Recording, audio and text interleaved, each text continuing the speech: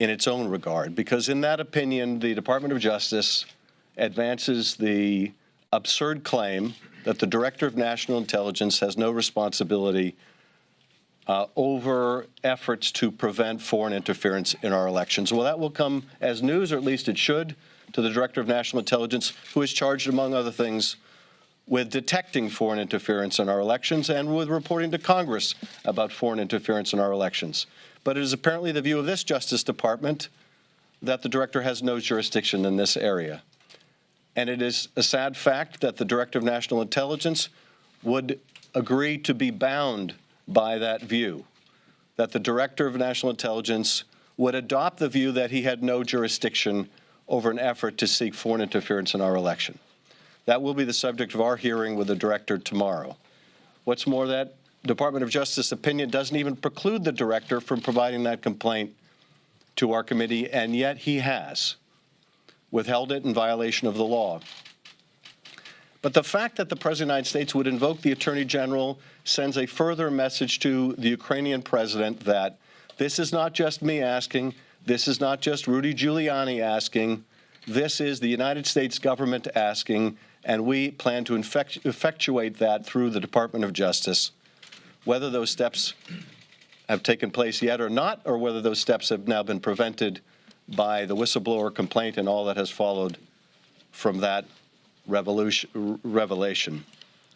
So here we have the President of the United States engaged in a shakedown of a foreign president, a President of the United States, even as he is withholding vital military support to an ally, asking a favor of that ally to investigate his opponent. And just by way of background here, so we know what's at stake, in 1994, we tried to get Ukraine to give up nuclear weapons it inherited from the Soviet Union.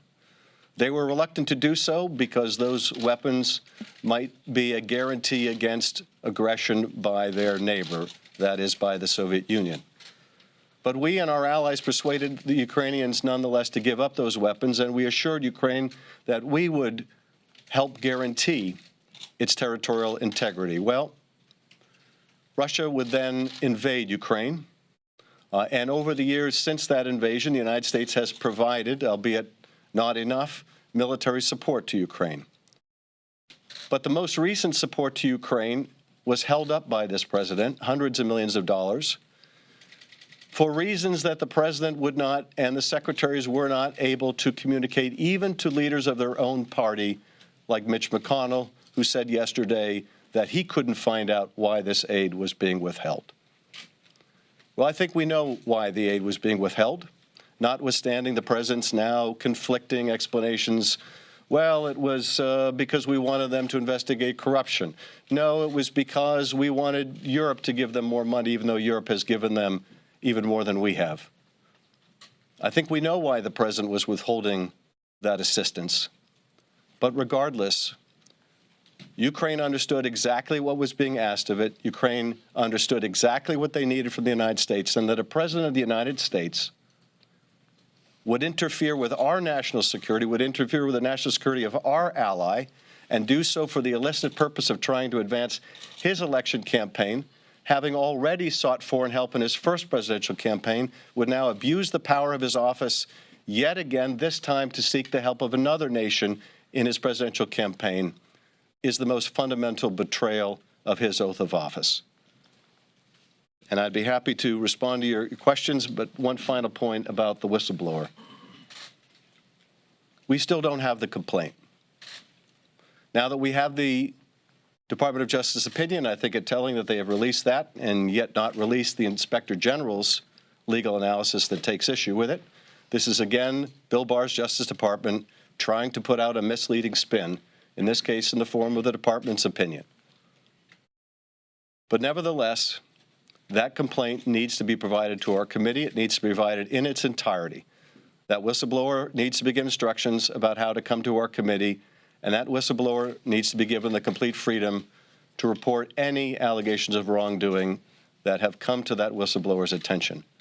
We will not brook any kind of interference, given how pervasive this cover-up apparently is. Now I'll be happy to answer your questions. Yes. Can you, the White House says that this call summary proves that there was no quid pro quo because the withheld military aid never even came up in the conversation. What's your response to that? My response is the president of Ukraine brought up his country's need for military assistance, and immediately thereafter, the president of the United States said, I have a favor I want to ask of you, and would not let the subject go. There was only one message that president of Ukraine got from that call, and that was, this is what I need. I know what you need. Like any mafia boss, the president didn't need to say, that's a nice country you have. It'd be a shame if something happened to it, because that was clear from the conversation. There is no quid pro quo necessary to betray your country or your oath of office, even though many read this as a quid pro quo. I'm not concerned whether it is a quid pro quo or not. Ukraine understood what this president wanted. He made it abundantly clear. He made it redundantly clear. He had his emissaries making it clear. And Ukraine knew what it needed to do if it wanted to get military assistance, and that is help the president of the United States violate his oath of office. So what specifically do you see as the impeachable offense here?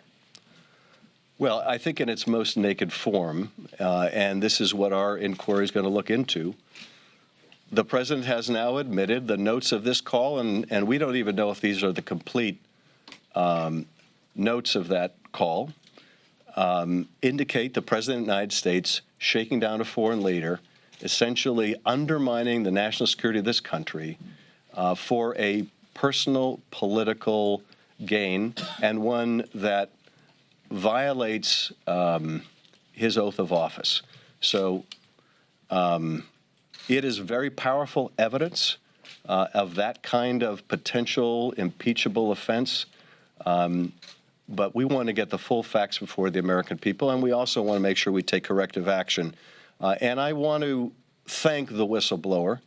We still don't know whether this is the subject of the whistleblower's complaint, but I think this single courageous individual may have had the effect of forcing the White House to provide Ukraine with this funding, knowing that these matters were going to come to light. But this whistleblower has already had a tremendous impact in exposing wrongdoing of the President of the United States and helping protect our national security in a way that his or her boss was unwilling to do. And by that, I mean the director as well as the President of the United States. You resisted calls for impeachment for some time. Yesterday, you came out in support of what the Speaker announced. After seeing what you saw in this transcript, is there any doubt in your mind that House Democrats will move to impeach this president? I don't want to get ahead of ourselves here. I think what we have learned, what has been admitted, and now what we see in writing is about as damning as you can imagine.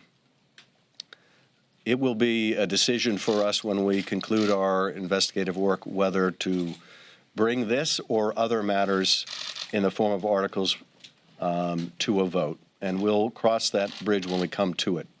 But no one should have any illusions about the seriousness of what is already uncontested, and that is the President of the United States has betrayed his oath of office and sacrificed our national security in doing so.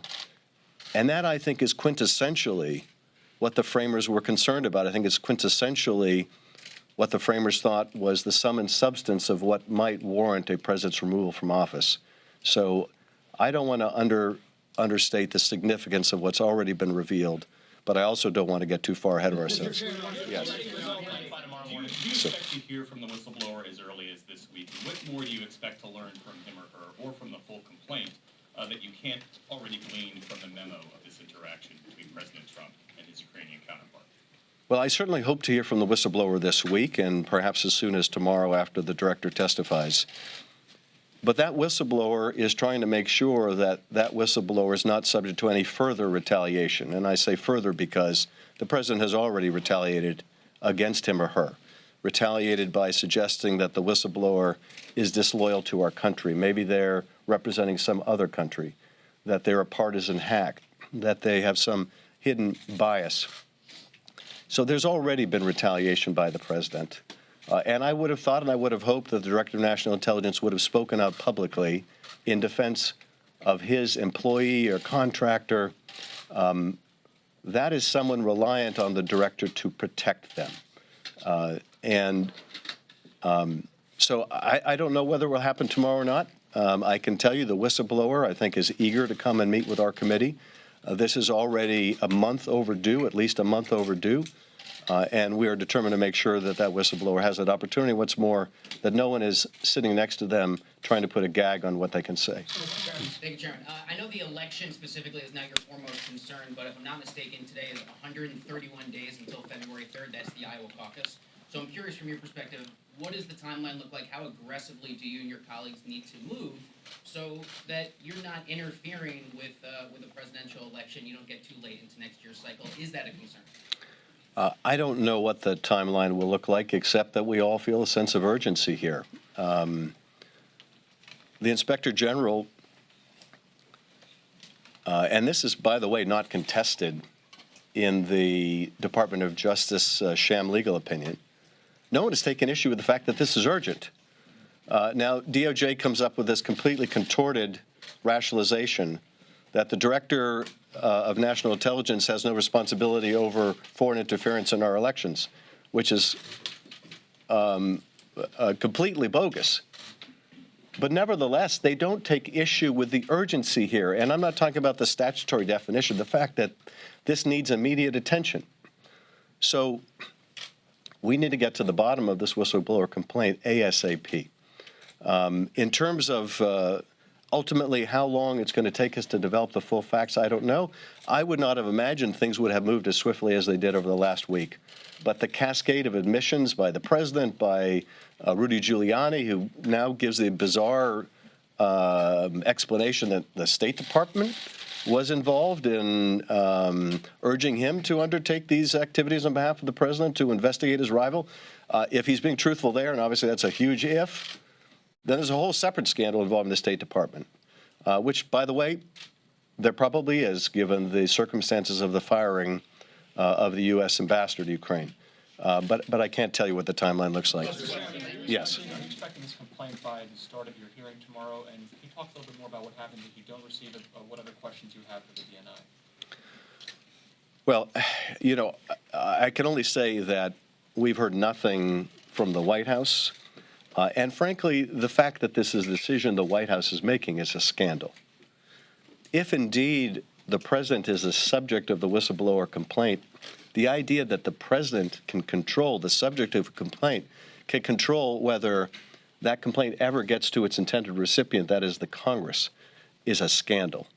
But nonetheless, we've heard nothing except through the media about White House intentions. In terms of the director's intentions, I guess we'll find out tomorrow. I have to imagine he's not eager to come before our committee, having still withheld the complaint. Now that it's clear the Department of Justice didn't even say that he was prohibited from giving it to us, that he is making that decision on his own initiative. I mean, I find it troubling enough that he would seek an opinion that can be used as a pretext to keep this from Congress. And the director understood the contents, if it indeed involves this conversation, and just how scandalous and what a betrayal of the president's oath of office that those notes, not transcript, but notes reflect. I can't imagine he's going to want to come to our committee without having provided that complaint. But frankly, I can't imagine that the director would have gone along with a legal interpretation that says that he has no responsibility over preventing a foreign nation from interfering in our election. Will you hold him in contempt if that complaint does not reach you? I'm not going to discuss what repercussions will follow if there's